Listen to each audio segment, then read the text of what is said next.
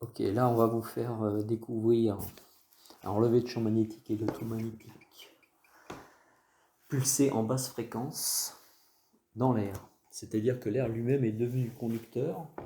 Alors un champ électromagnétique à basse fréquence, c'est ce qui circule normalement dans vos circuits électriques et qui alimente vos appareils électriques. Donc c'est un courant de 230 volts qui en général fait 50 Hz de fréquence et qui s'accompagne d'un champ magnétique qui est mesurable en nanotesla.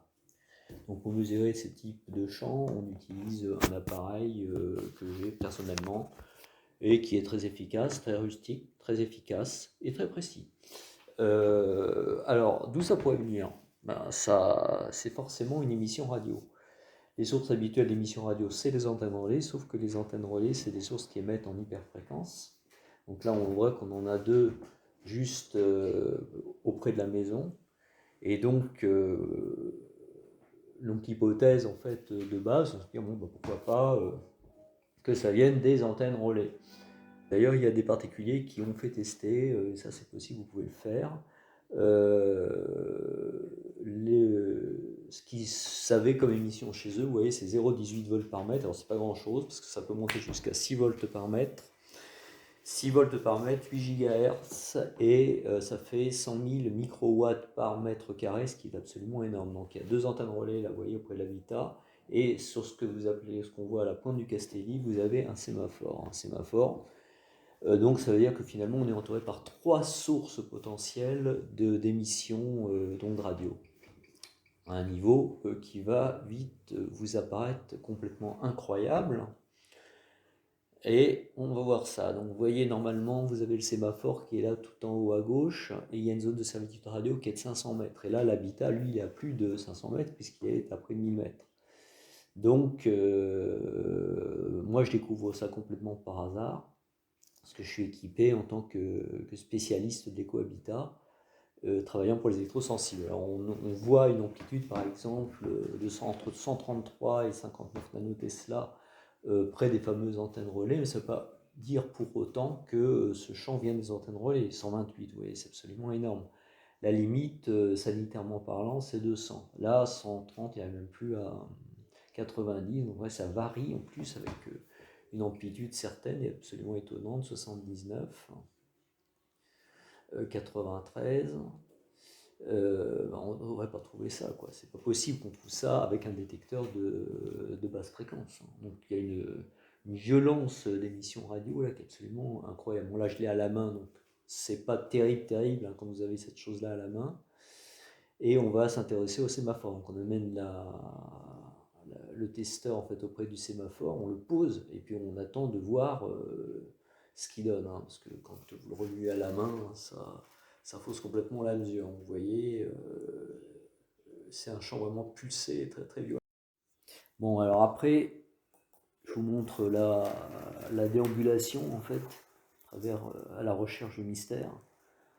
Donc là, je pose, j'attends de voir ce qui se passe. Donc là, on a une donnée objective 162, 209, 208, 214, 134, ça redescend, on remonte, ça redescend. Ça suit aucune logique en fait. Et là, je pose sur la voiture. Et là, alors là, 1680, 1404 nanotesla, 22 nanotesla. Bon, là, l'électronique est complètement saturée. Donc, il n'y a à peu près rien à faire sinon à éteindre pour qu'il récupère un peu d'énergie. En fait, la batterie est en train de se vider. Donc là, on est dans la voiture. Bon, là, je le tiens à la main, je ne le bouge pas trop. Donc, ça montre quand même que les valeurs sont élevées. Enfin, bon, le fait de le tenir à la main fausse quand même beaucoup les valeurs. Donc là, je le pose. 193, ouais, 212, vous voyez, on est toujours un peu dans ces eaux-là.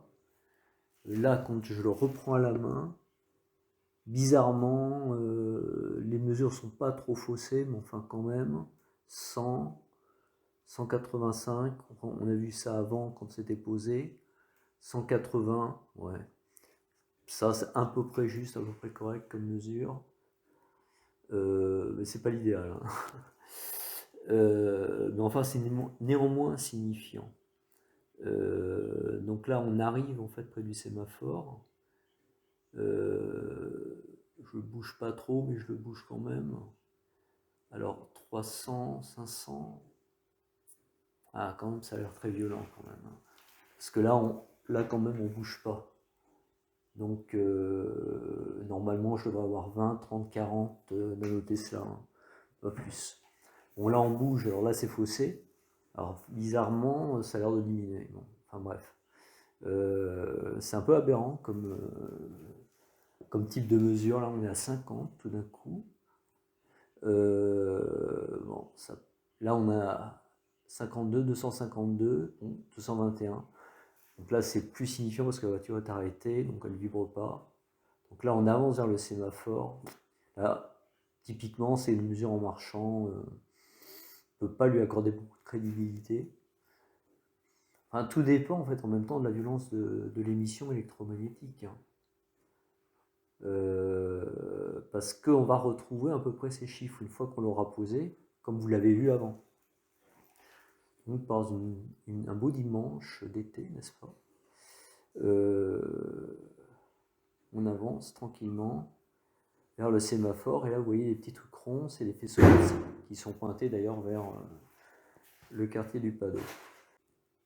Donc là, on avance vers le sémaphore, et départ, on était à 138 nanotesla. Vous voyez, là, on était à 160. On était encore plus loin du sémaphore. Bon, enfin bref, tout ça est complètement hors de toute norme sanitaire.